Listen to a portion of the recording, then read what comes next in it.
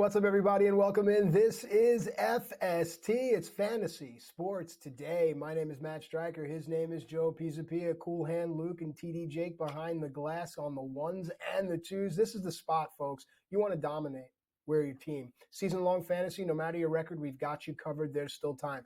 DFS, we've got you covered. Straight-up wagering, whatever it is, we're here for you. Joey P is the author of The Fantasy Black Book, and it's available now, and it's changed the way people are just straight-up winning at fantasy sports. And by the way, speaking of winning, at SportsGrid and at SportsGrid TV, those are our social media handles. Get in on the conversation. Keep the conversation going because winning is contagious. Joe, my friend, it's a start-sit kind of day, and we're going to have that conversation. But first and foremost, is there anything standing out to you in the upcoming day of football?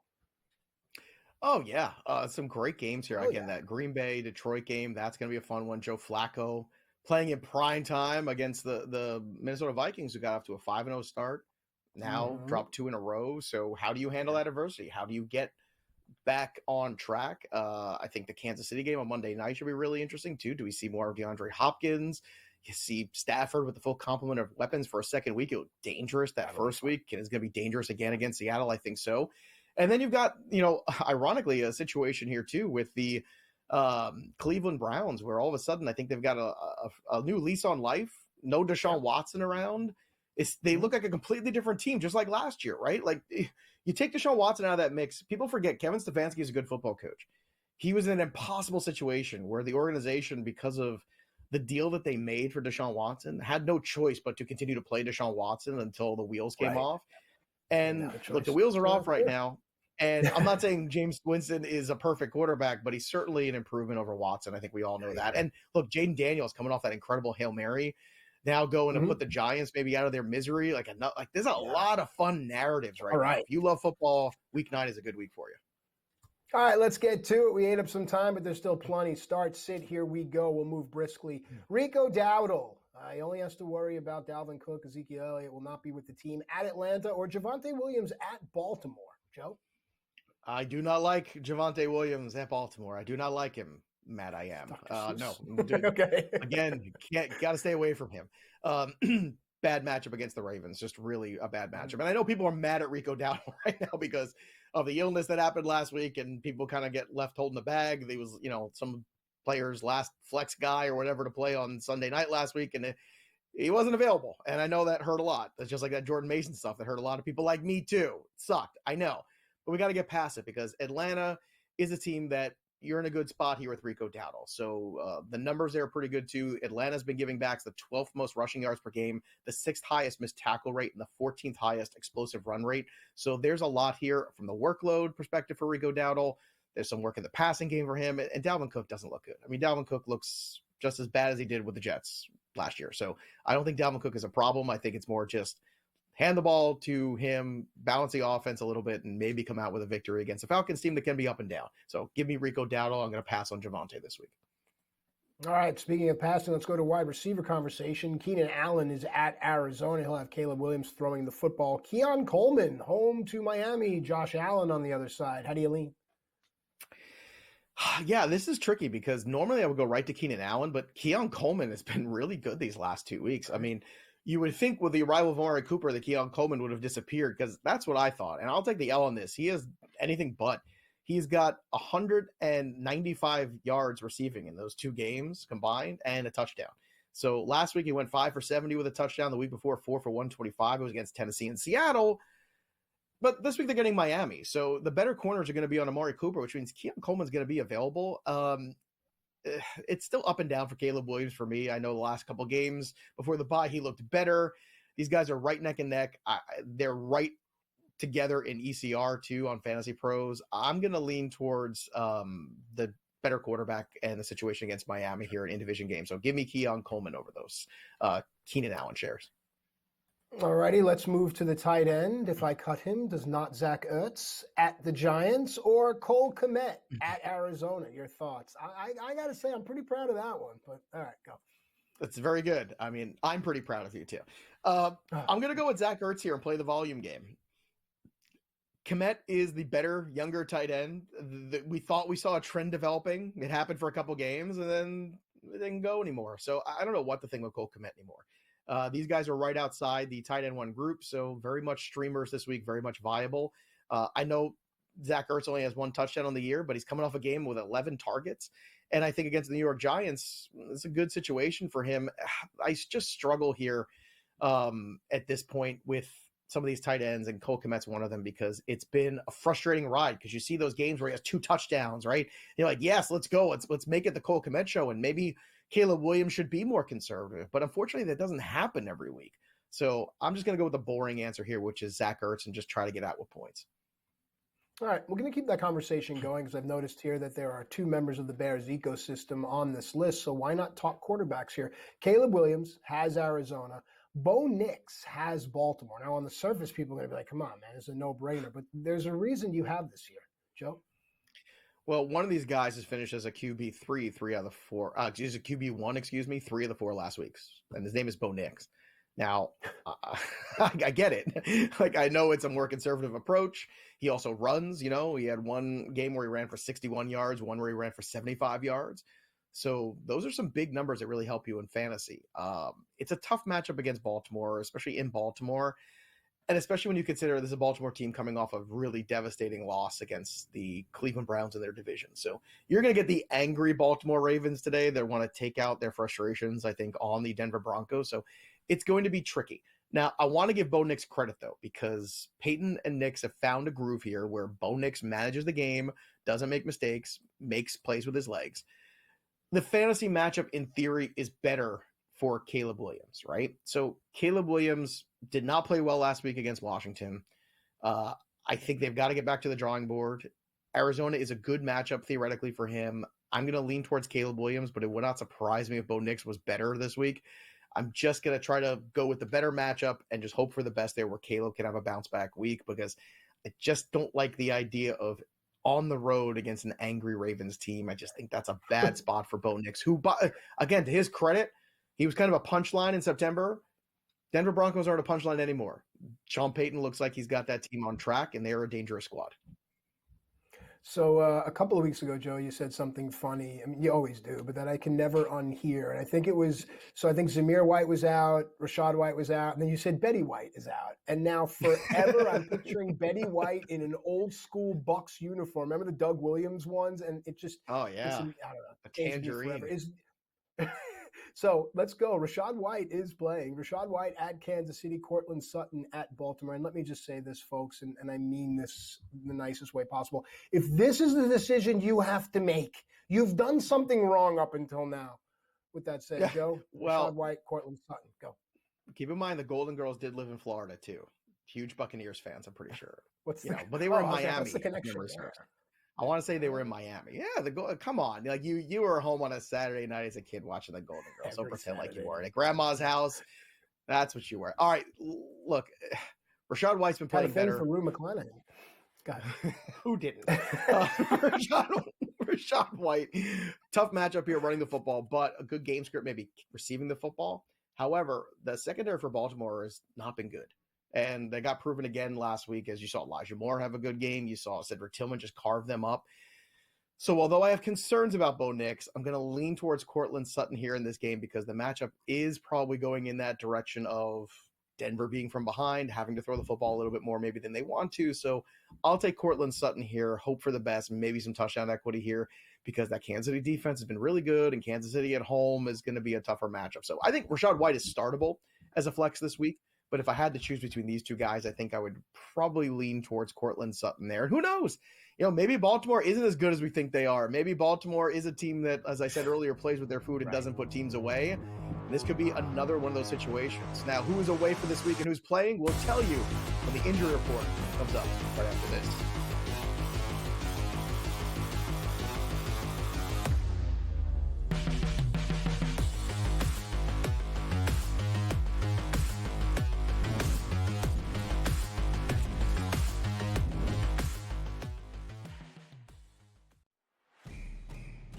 It's a new era in CFP to start off this year, put on full display. My take on this game is simple. I know some people will be upset about it.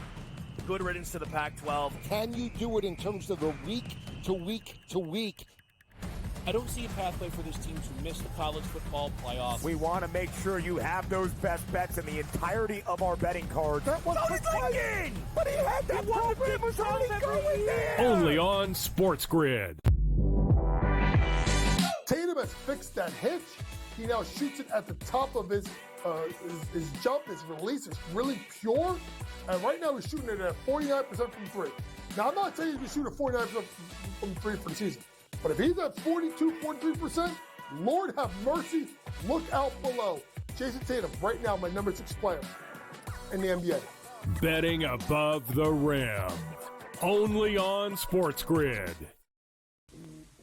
Right here with you on Pro Football Today on SportsGrid. Odds in motion, trying to see what lines have moved throughout the week. Never felt more comfortable in this set than I do for this year. I am ready. I'm just getting angry. The hot takes are going to be here all long, people. What in the world is going on in Miami, Dom? It's not particularly anything to shy away from just because many people are on top of it. Hot take, hot take. I think this line is asking you once again to take New Orleans. Pro Football Today. Only on SportsGrid. Are you okay with him moving to the head of the class of the Heisman with those 2 games? Because he wasn't even in the discussion before those 2 games. This is a big opportunity for Dylan if he wants to continue to make his case for the Heisman Trophy, and I think he's shown that. You know, I mean, what is he, a 6th-tier player who's going to probably end up setting most of the passing marks because he's been around for so long? So why not also throw a Heisman Trophy in the mix? Pharrell Coast to Coast. Only on SportsGrid.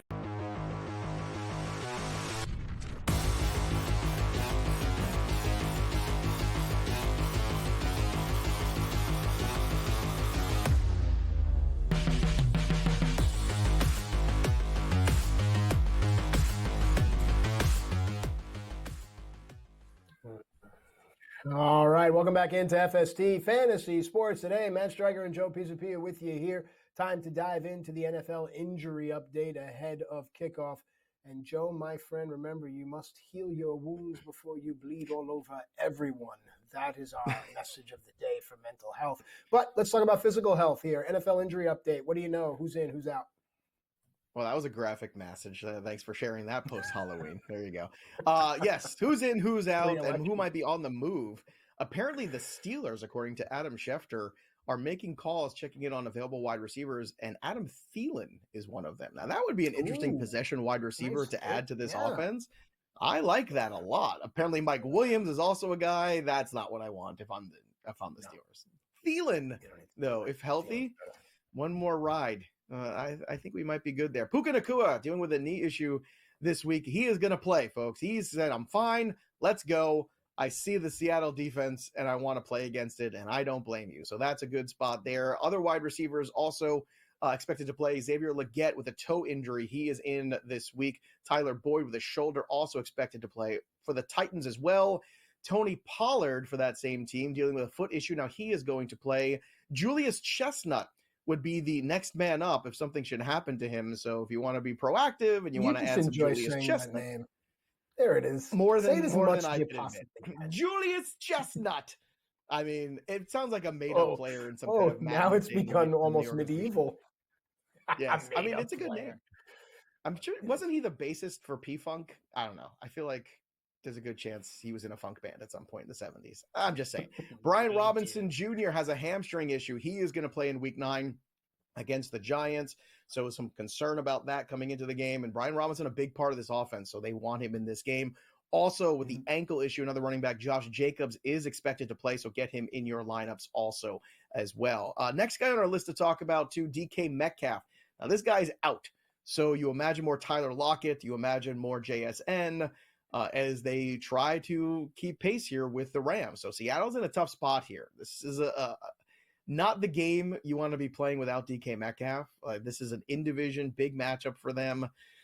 So it's going to be a tough day at the office, potentially. Now, Geno Smith has made the most of this season. He is throwing for a ton of yards this year in this new offense that's kind of opened things up and a little less conservative than the old Pete Carroll days of run, run, run.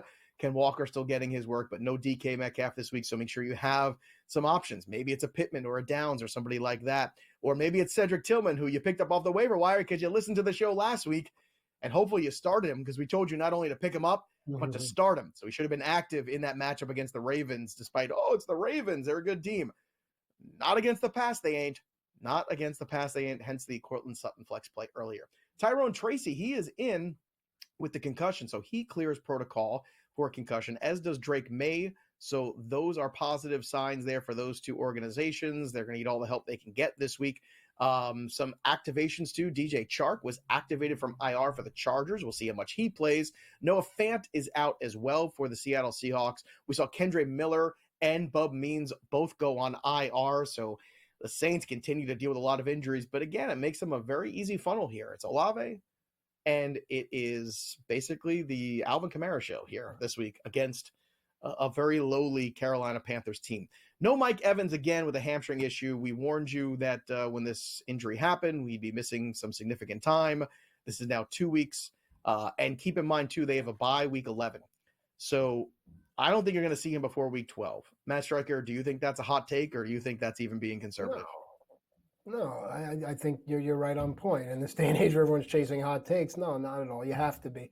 It's one of those things overall. Sometimes just having a player on the field matters. You mentioned it with a guy like Nakua. Just having his presence on the field forces defenses to adjust. But I don't think that assertion is wrong.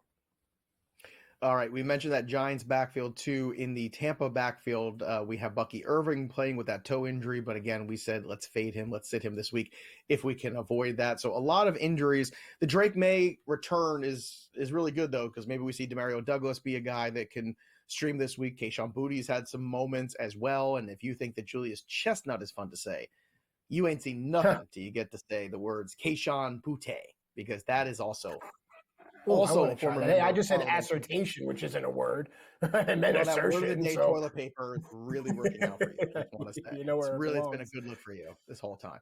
On the defensive front of things too, Jeremiah Owusu-Koramoah, which is a hard one to say that Matt is not touching. That neck issue last week, the linebacker on injured reserve, so that's a huge loss for them in that defense, but hopefully they can get back on track here.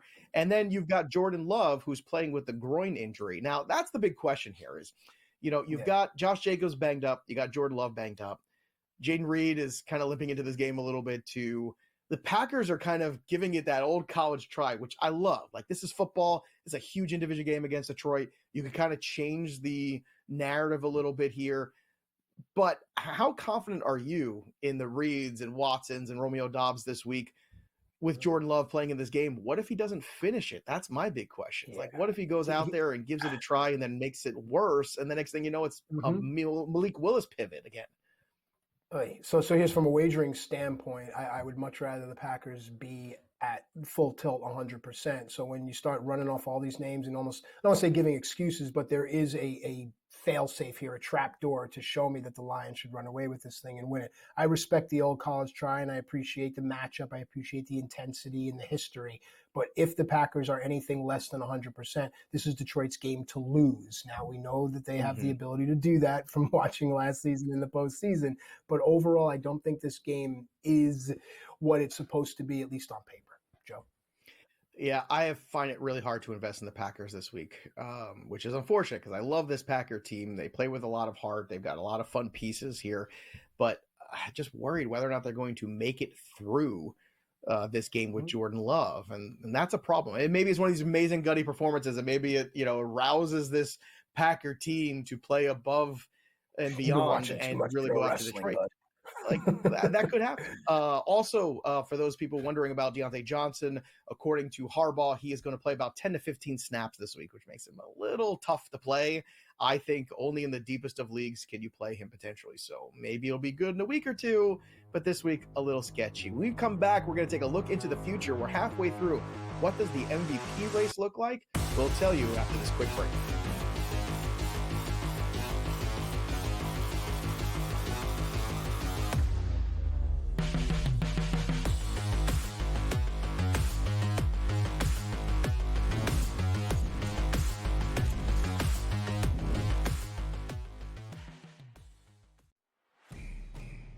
It's a new era in CFB to start off this year, put on full display. My take on this game is simple. I know some people will be upset about it.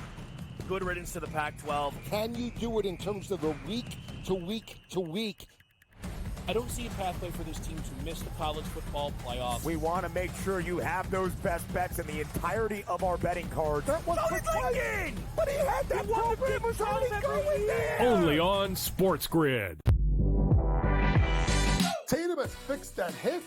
He now shoots it at the top of his jump. His release is really pure. And right now he's shooting it at 49% from three. Now, I'm not saying he's going to shoot at 49% from three for the season. But if he's at 42, 43%, Lord have mercy, look out below. Jason Tatum, right now, my number 6 player in the NBA. Betting above the rim. Only on SportsGrid. Right here with you on Pro Football Today on SportsGrid. Odds in motion, trying to see what lines have moved throughout the week. Never felt more comfortable in this set than I do for this year. Brady, I'm just getting angry. The hot takes are going to be here all long, people. What in the world is going on in Miami, guys? It's not particularly anything to shy away from just because many people are on top of it. Hot take, hot take. I think this line is asking you once again to take New Orleans. Pro Football Today. Only on SportsGrid. Are you okay with him moving to the head of the class of the Heisman with those two games? Because he wasn't even in the discussion before those two games. This is a big opportunity for Dylan if he wants to continue to make his case for the Heisman Trophy, and I think he's shown that. You know, I mean, what is he, a 6th-tier player who's going to probably end up setting most of the passing marks because he's been around for so long? So why not also throw a Heisman Trophy in the mix? Pharrell Coast to Coast. Only on SportsGrid.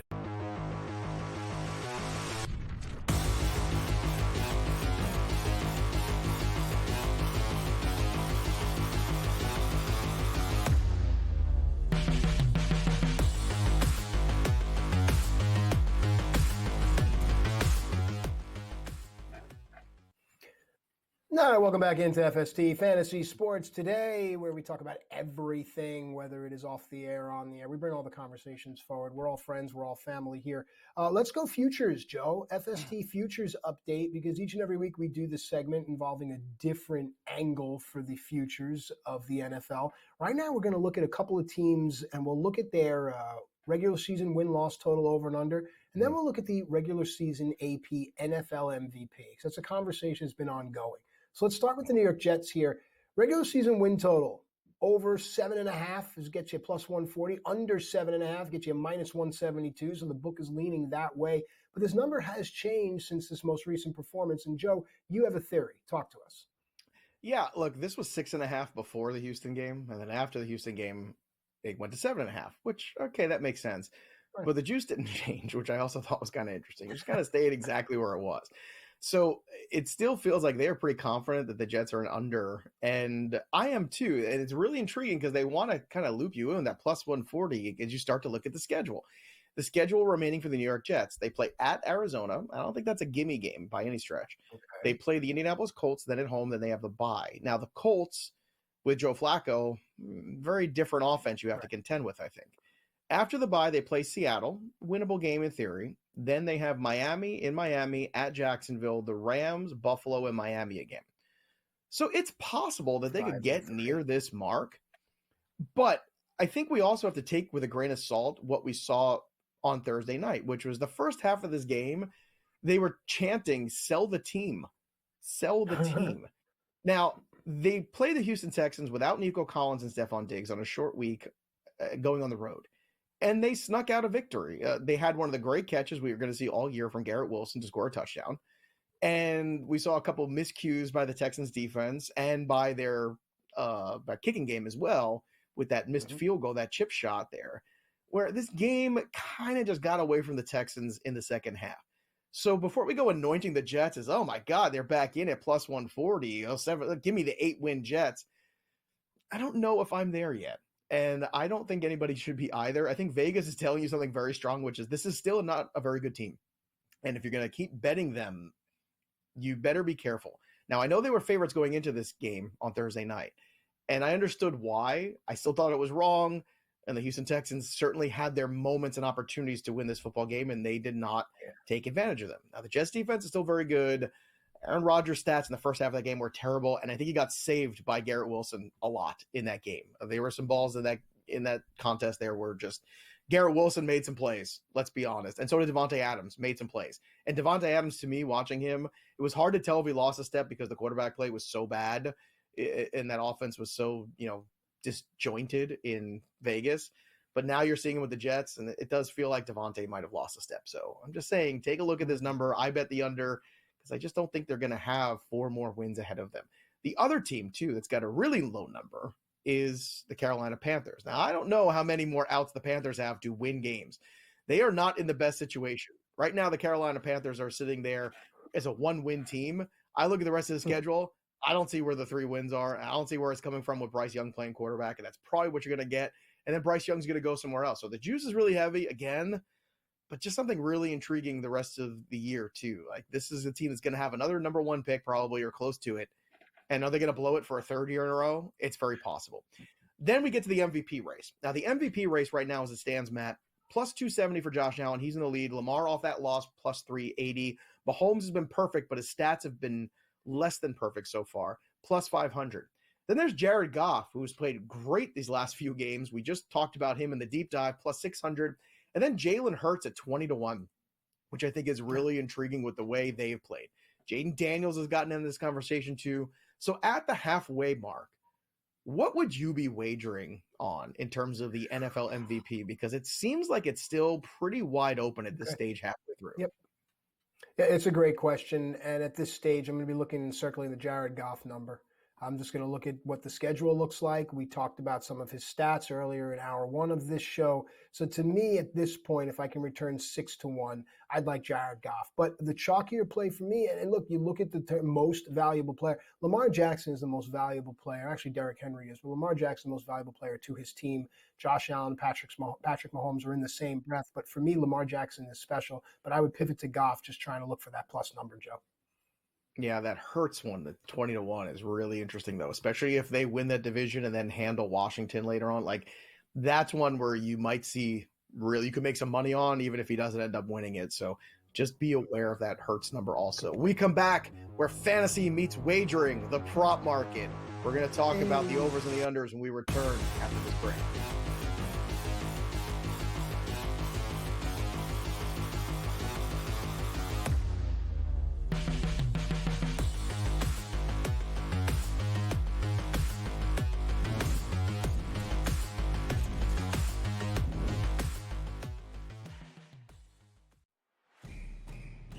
It's a new era in CFB to start off this year, put on full display. My take on this game is simple. I know some people will be upset about it. Good riddance to the Pac-12. Can you do it in terms of the week to week to week? I don't see a pathway for this team to miss the college football playoffs. We want to make sure you have those best bets in the entirety of our betting cards. That was thinking! But he had that program was already going there! Only on SportsGrid. Tatum has fixed that hitch. He now shoots it at the top of his jump. His release is really pure. And right now he's shooting it at 49% from 3. Now, I'm not saying he's going to shoot at 49% from 3 for the season. But if he's at 42, 43%, Lord have mercy, look out below. Jason Tatum, right now, my number 6 player in the NBA. Betting above the rim. Only on SportsGrid. Right here with you on Pro Football Today on SportsGrid. Odds in motion, trying to see what lines have moved throughout the week. Never felt more comfortable in the set than I do for this year. I am ready. I'm just getting angry. The hot takes are going to be here all long, people. What in the world is going on in Miami, Dom? It's not particularly anything to shy away from just because many people are on top of it. Hot take, hot take. I think this line is asking you once again to take New Orleans. Pro Football Today. Only on SportsGrid. Are you okay with him moving to the head of the class at a Heisman with those 2 games? Because he wasn't even in the discussion before those 2 games. This is a big opportunity for Dylan if he wants to continue to make his case for the Heisman Trophy, and I think he's shown that. I mean, what is he, a 6th-tier player who's going to probably end up setting most of the passing marks because he's been around for so long? So why not also throw a Heisman Trophy in the mix? Pharrell Coast to Coast. Only on SportsGrid.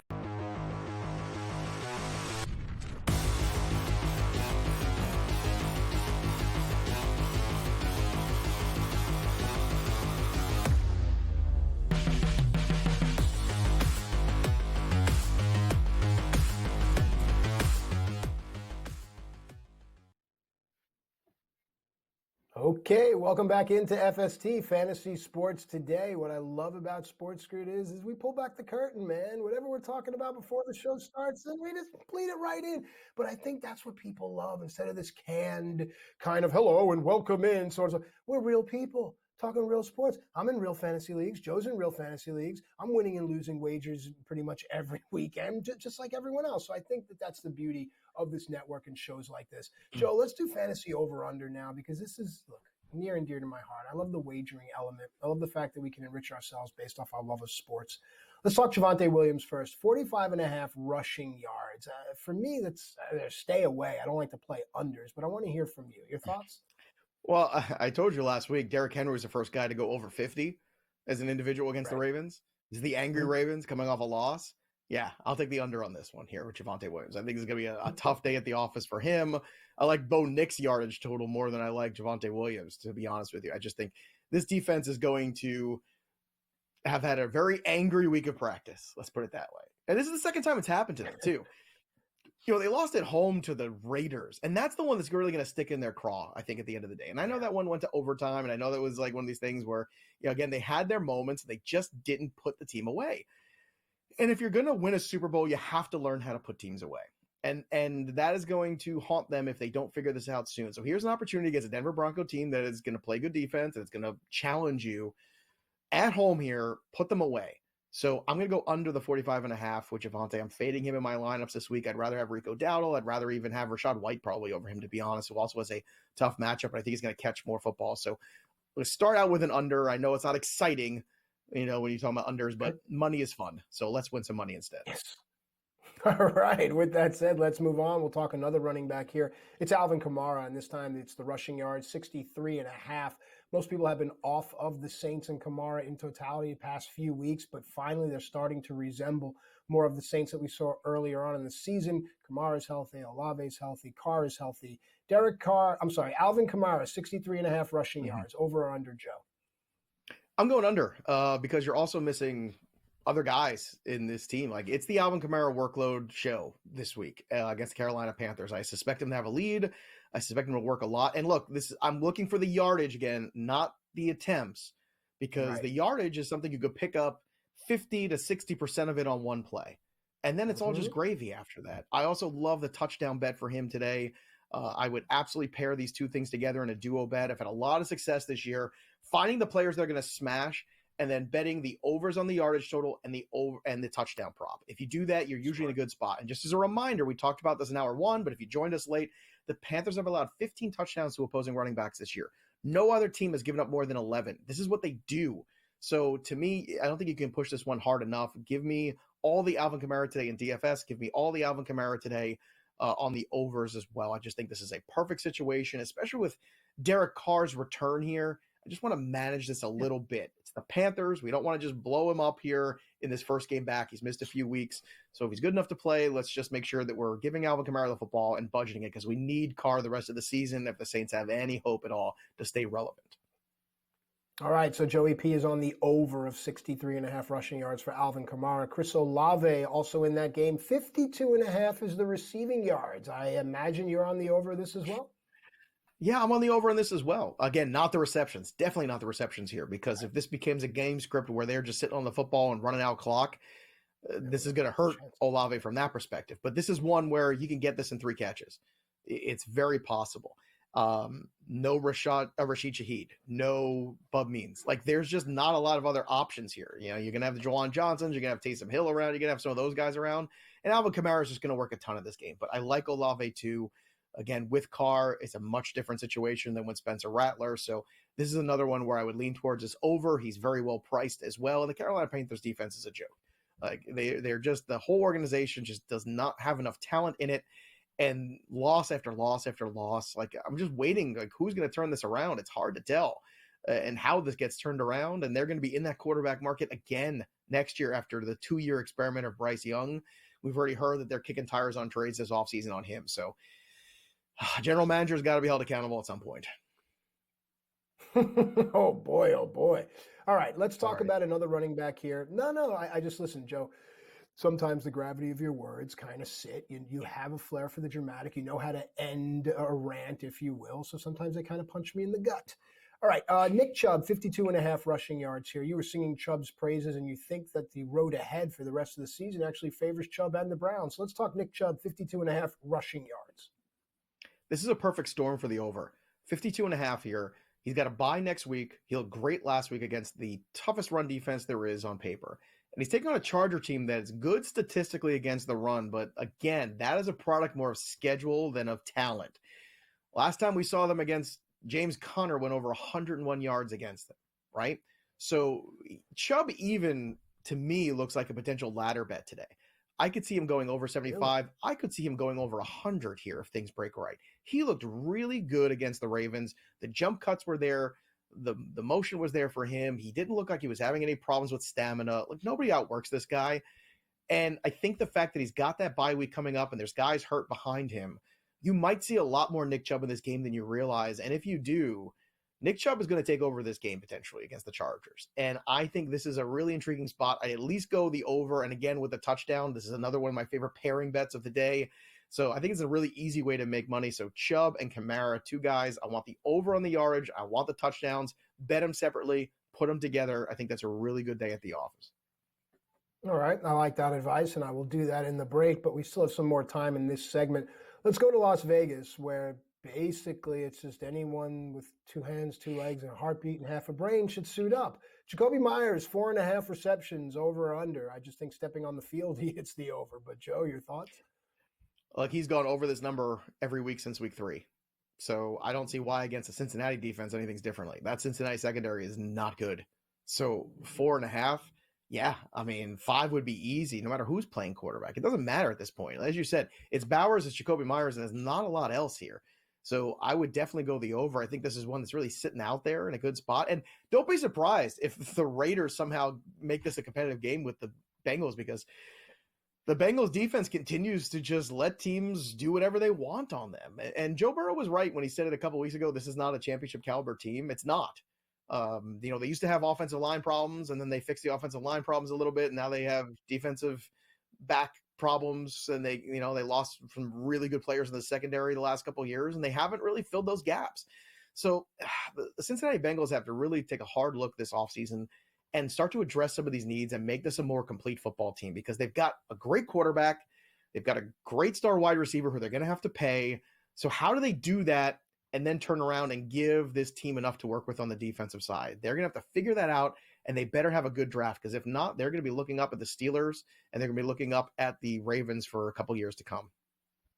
Yep, it's a great point. All right, with the time that we have remaining here, Devon Achane, let's pay attention here. The numbers for the receptions.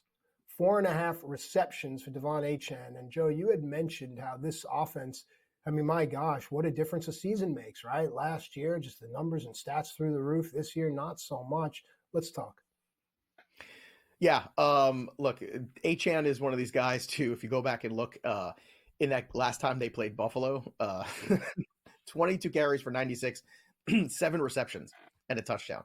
So 7 receptions, that's how you attack Buffalo here. You're not necessarily going to run against him, or you're going to, get him out in space as much as you can. But Devon Achane seems to have Buffalo's number here, and they can try to make adjustments all they want. I think Devon Achane, 4.5 receptions is definitely going to be an over here in this one. And if you look at with Tua coming back last week, he saw 8 targets and he caught 6 of them. So I was a ladder better last week of Achane. I think we go this again, and I think he has a big game against the Buffalo Bills this game. So again, look for Achane to go over. A lot of overs. Javante's that one under I'm really sticking to. And there's also the waiver wire to look to too. So there's still some players out there that can still be useful to you, both short and long term. We'll tell you those names when we return. This is where you picked up Tillman last week, so you better pay attention. Don't go anywhere. We'll be right back right after this, right here on Fantasy Sports Today on SportsGrid.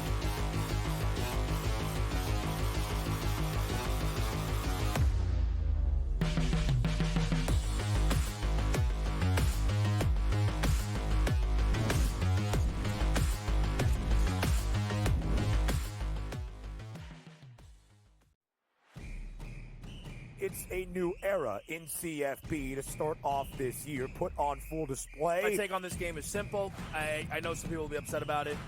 good riddance to the Pac-12. Can you do it in terms of the week to week to week? I don't see a pathway for this team to miss the college football playoffs. We want to make sure you have those best bets in the entirety of our betting cards. That was thinking! But he had that program was already going there! Only on SportsGrid. Tatum has fixed that hitch. He now shoots it at the top of his jump, his release is really pure. And right now he's shooting it at 49% from three. Now, I'm not saying he's going to shoot at 49% from three for the season. But if he's at 42, 43%, Lord have mercy, look out below. Jason Tatum, right now, my number 6 player in the NBA. Betting above the rim. Only on SportsGrid. Right here with you on Pro Football Today on SportsGrid. Odds in motion, trying to see what lines have moved throughout the week. Never felt more comfortable in this set than I do for this year. I'm ready. I'm just getting angry. The hot takes are going to be here all long, people. What in the world is going on in Miami, Dom? It's not particularly anything to shy away from just because many people are on top of it. Hot take, hot take. I think this line is asking you once again to take New Orleans. Pro Football Today. Only on SportsGrid. Are you okay with him moving to the head of the class of the Heisman with those two games? Because he wasn't even in the discussion before those two games. This is a big opportunity for Dylan if he wants to continue to make his case for the Heisman Trophy, and I think he's shown that. You know, I mean, what is he, a 6th-tier player who's going to probably end up setting most of the passing marks because he's been around for so long? So why not also throw a Heisman Trophy in the mix? Pharrell Coast to Coast. Only on SportsGrid.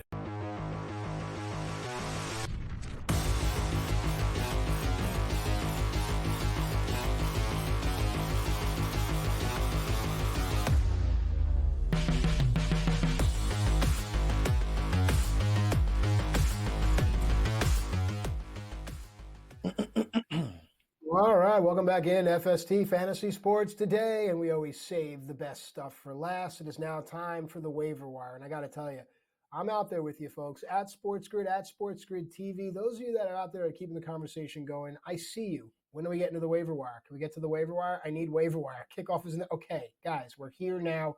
Waiver wire time. We've got Joey P. Joe, there is a quarterback on a team that you absolutely love, available in just under half of the leagues out there. Mm-hmm. And I think this isn't a streaming play. I think this actually, if you can get in on this team now where everyone else has fallen asleep, you could really ride this team all the way to the end. Let's talk. Who's the quarterback? It's Matthew Stafford. He's 55% rostered, and I think he is a guy right now. You're seeing him ranked as the 11th or 10th overall quarterback this week, depending on whose rankings you're looking at. And I think he could be on that fringe of QB1 the rest of season. So if you're unhappy with how your quarterbacks have been playing this year that you might have drafted earlier, this is a pivot, or at least a matchup play, at the very least in that second quarterback. And keep in mind also, as we talk about this quarterback and another one, when you get to week 12 and week 14, there's going to be massive bye weeks, and a lot of people are already going to be searching for quarterbacks. So let's get ahead of that game, because Matthew Stafford's already had his bye in week 6. It's over. It's done. So he gets Seattle this week, which is a great matchup. Then he gets Miami, also a matchup I think that I would take. At New England, I'm good with that one. Philly, a secondary you could certainly go up on. New Orleans, then Buffalo, San Francisco, the Jets, and Arizona to close things out. Now, week 18, they get the Seahawks a second time. I wish we could take advantage of that one in fantasy, but if you're playing your finals in the week 18, you're a lunatic and you shouldn't be doing that. It's an awful thing to do. But let's talk about Stafford rest of season. He looks with those matchups to be pretty close to a QB1. The caveat here, Cooper Kupp, and, of course, Puka Nacua staying healthy. It's a tall order. If we get one of them, it's great. If we get both of them, it's a boon for the fantasy value of Matthew Stafford. So he should be rostered right now and get ahead of the curve. You can stream him today, or if you have a great quarterback, look at the bye weeks, because already this guy was going to cost you a lot more if he has a big game today going into tomorrow when you're looking at waiver wire. So get him for nothing now and start to look ahead. And also start to look ahead at some of those matchups too, because Arizona in week 17 for a championship, that would be a really good one potentially for Stafford. All right, so now let's say you are in a league and you're searching for Stafford and you realize that he is already rostered. We need a pivot. And Joe, I think you have that pivot for us here. He's essentially a free square. Talk. Mm-hmm. Yeah, look, Joe Flacco is going to throw the football a ton. Like, that's just who Joe Flacco is, right? He got those 2 starts. And he had 44 attempts and 38 attempts. That's good from a fantasy perspective. I like this. So I want to buy the wide receivers. He had 5 touchdowns and 1 interception in the 2 games he started for the Colts. And that's without full practice time, necessarily, even last week he got to come in at the very end of the game, for a couple snaps. It's not a big deal, but he still has his bye week 14, but in Superflex, he should definitely be rostered. He's a very viable second quarterback or as a flex QB. And when you're looking at his schedule, now against Minnesota, so a tough defense right out of the gate, Buffalo, then the Jets, Detroit without Aiden Hutchinson, though, New England, then after the bye, Denver, Tennessee, and the Giants. So again, looking at the end game schedule in Superflex leagues, Tennessee and the Giants, week 16 and 17, those are some really good matchups you want to take advantage of with Joe Flacco and this Colts offense, if indeed they can continue to get enough wins where they are relevant. So Flacco, again, more of a Superflex edition here, but also look ahead to your bye weeks. If you got somebody week 12 and need a replacement, pick up Joe Flacco for nothing right now, stick him on the end of your bench, and then you have that replacement quarterback potentially for a week 12, which is, again, a very heavy bye week against Detroit. That game should have a pretty high total, I would imagine, in the 50s. So that's a good thing from a fantasy perspective. All right, let's move now to wide receivers, tight ends, running backs. From the wide receiver department, we have a guy from Tampa Bay. And, Joe, you believe that this game can be a little different than Vegas sees it, but I'm going to let you talk about it. You like Baker Mayfield as an underdog. He's got to throw the ball to someone. Who's it going to be? He does. Like Sterling Shepard from a health perspective right now, has been a little dicey, but working out of that slot, I think he has a lot more long-term appeal than Jalen McMillan does. So he's only 37% rostered, but with Godwin out for the year, I expected Rachaad White to work more. That we did see, and I think Shepard will continue to get his opportunity as long as the health is there.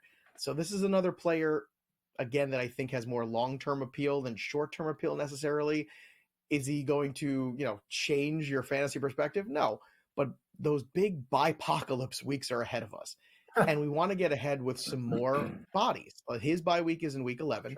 So it's not 12 or 14. 12 and 14 are those 2 big ones where we're going to have to find bodies. So if anything, he is at the very least a body in those matchups. And I just want to encourage people right now to not just think ahead to this week, but you got to be thinking more along the lines of who could be useful to me when I get through. Week 12, he's got the Giants. Week 14, Las Vegas Raiders. Those are 2 really good matchups potentially for him. All right, let's move on to a tight end position here. The Commanders, as Joe said, have a chance to put the Giants away. Zach Ertz, 52% rostered. What do you think? Look, I think Zach Ertz, when you look at him in the year, he's tight end 10. So like it or not, he's a tight end 1. He only has 1 touchdown this year. So in PPR leagues, this is more viable. But once again, if he's out there looking ahead, covering ourselves for bye weeks, that's the theme of the waiver wire this week. And the other guy to think about too is Devin Singletary. Now, I continue to say that Tracy's the better back in terms of talent, but he is coming off a concussion. Sometimes those guys, do have second injuries when you get hit again. So it's something to think about within season where Devin Singletary is a good insurance policy. If you have Tracy and Singletary's on the waiver wire, you should definitely handcuff this backfield. Singletary, when given the workload, has been fine. He's a league average running back. He'll get the job done wherever he goes, whenever he's given the opportunity. But this one's more of an insurance policy where I'm kind of surprised he's dipped into the 60% range. I understand why the Giants have struggled this run offensively recently, and Tyrone Tracy has looked better, but sometimes it's about health. It's not always about talent. And if Tracy should struggle off the concussion or, God forbid, have a secondary issue here where he gets hit again, he could miss significant time. We could be talking weeks, and then next thing you know, Devin Singletary becomes a very useful piece. So I think that's another one that I want to pick up. Also, Jalen Coker, another guy I want to mention here. He is rostered in 15% of leagues or something crazy like that. You could see, last week, there's some moments there with Bryce Young where they're always going to be playing from behind. Coker's a guy that if Thielen gets traded to, you don't have to worry. Xavier Legette's dealing with a toe injury. So Jalen Coker is another one of these guys that I would stash right now. I think he's got some viability as we get to the heavy bye weeks down the stretch. So that's what your waiver wire looks like for week 9. When we look ahead, the 3 and out, when we return, what we're looking for. And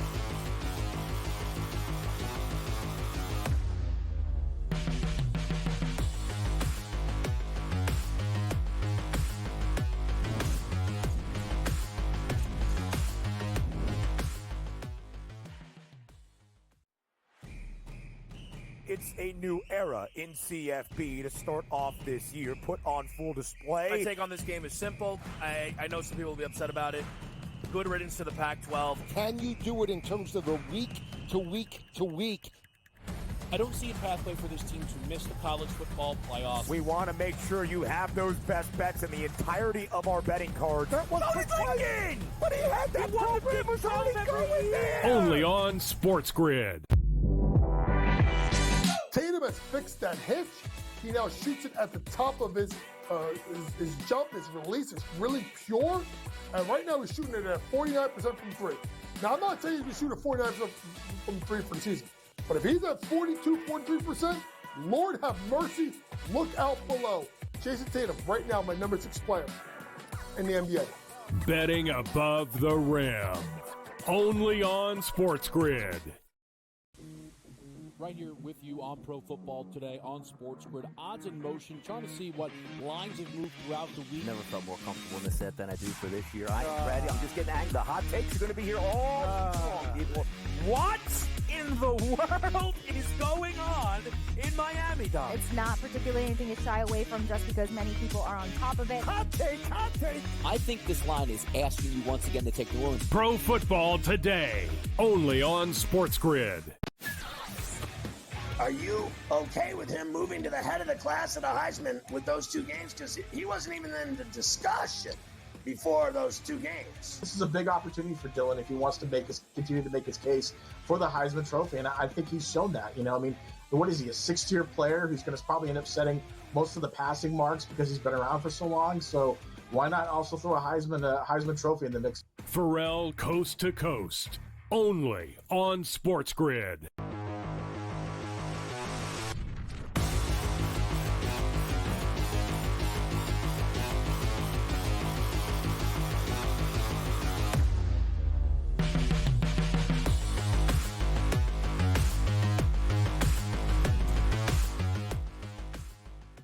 All right, welcome back into FST Fantasy Sports today.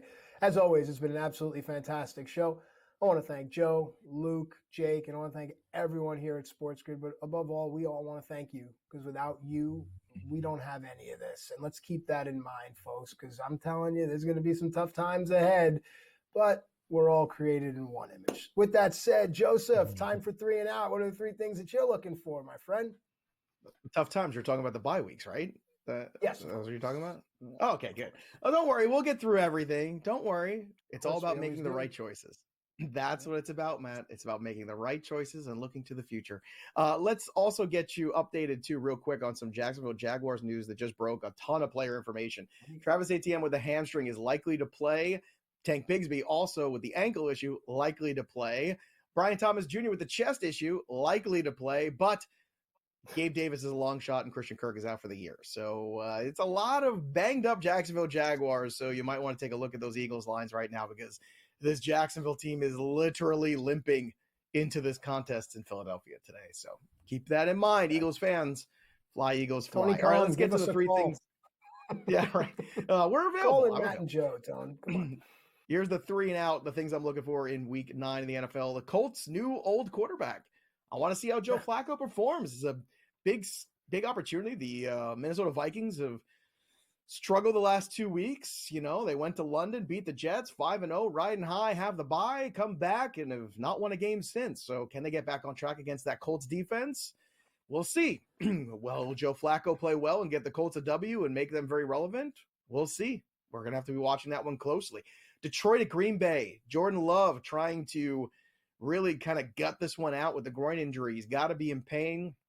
Certainly looked like a problem last week. He had to come out of that game. I am skeptical he can make it through this one, but look, this is football, and he's showing you I'm a leader, I'm a quarterback. This is the kind of leadership you want at the quarterback position, and I think a situation here where tough to invest in, but fun to watch, and a real challenge for Detroit, who's been beating up some lesser opponents, and now they get the Green Bay Packers in Green Bay, in that stadium, in Lambeau. Like, this is what football is all about, right? It's getting chilly outside. It's November. We want to watch the Packers and the Lions play some NFC North style football today with all those running backs involved too. It should be a good time. And then the Rams offense against Seattle. I'm looking forward to this one because I'm heavily invested in it. Let's be honest. I got a lot of Matthew Stafford shares. I got a lot of Cooper Kupp today. I got a lot of overs on them against Seattle. So hopefully they live up to their potential. And Puka Nacua is going to play in this game too, which is huge. So, Matt, what are you looking forward to here Week 9 in the NFL? Anything stand out to you? Yeah, absolutely. This Rams offense starting to come together, as well as this Colts offense starting to be a bit more respectable. It helps me out for my wagering. But overall, from a fan's point of view, I'm looking at these Washington Commanders. I grew up a fan of this team, days of Joe Theismann, John Riggins, Art Monk, Gary Clark, so on and so forth. They've been through so much. To finally have a star, to finally have something to go and to cement the reputation now against a team like the Giants, that's something I'm looking forward to from a fandom perspective. Financially, though, I'm looking for these offensives to start to come alive. And I'm also looking at some of these plays you were talking about with that Rams game. I'm looking at Stafford numbers. I'm looking at Cup numbers. I'm going to pair it with something else. Obviously, the Alvin Kamara anytime touchdowns are there. The Derrick Henry, Saquon Barkley plays are always just going to start to be priced out, so you're going to have to find something nice to put them with. But it's a great day. It really is, and I'm just hopeful that everyone out there can be playing with the house money when you make your 8 o'clock plays, because I know you're going to do that. And then, of course, for tomorrow's game, Joe. I had a lot of fun today. Thank you, my man. And likewise, it's been a long time since good vibes and the Washington Commanders have been kind of in the same sentence. Yeah, you got to go back to the RG3 short-lived run. Maybe that's the last time where you really felt kind of good. Wasn't even enough. It was like a brief thing. But we were talking, I was actually talking with the producers before the show today, kind of why we're seeing this weird gap in quarterback play. All the Brees, Mannings, Bradys, those guys who have aged out, that generation of Andrew Luck and RG3 and to a certain extent Mariota and Winston, those guys aren't really around or didn't really live up to their potential. Placeholders, yeah. And you're kind of missing this gap in between. So you've got all this youth, and you got all these older guys like the Joe Flaccos of the world still kind of hanging on. So it's a really interesting divide at the quarterback position here. You're missing some of the, as I would call them, the gateway quarterbacks, right, from one generation to the next year. So that's kind of where you're at. And I think there's going to be a lot of organizations kind of rethinking how we develop quarterbacks after Richardson getting set. I think you're going to see a lot more organizations looking to say, maybe the Jordan Love, Patrick Mahomes sitting for a year thing, maybe that's a good idea after all. Maybe we get back to some old school stuff. Maturity. Maturity. Now, luckily, after us, you get Pro Football Today. Those guys are mature, not like us. We're just talking fantasy. Those guys are talking the real deal. So stay on SportsGrid for the next 3 hours. Take you all the way up to kickoff. That'll do it for us. But the story of the game goes on. From Matt Striker, I'm Joey P. See you next time, kids. Enjoy your Sunday.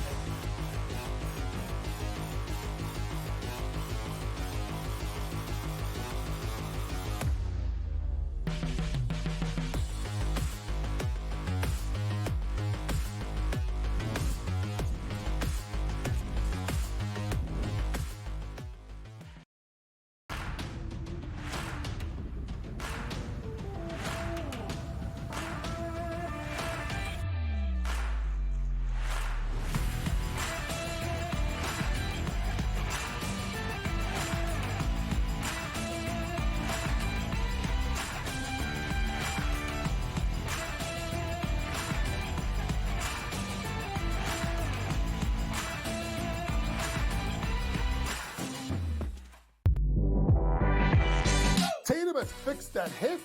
He now shoots it at the top of his jump. His release is really pure. And right now he's shooting it at 49% from 3. Now, I'm not saying he's going to shoot at 49% from 3 for the season. But if he's at 42, 43%, Lord have mercy, look out below. Jason Tatum, right now, my number 6 player in the NBA. Betting above the rim. Only on SportsGrid. I tend to do this a lot, by the way. I do it more in baseball, but the anytime home run, where I may play 4 players at home. I call it covering the board.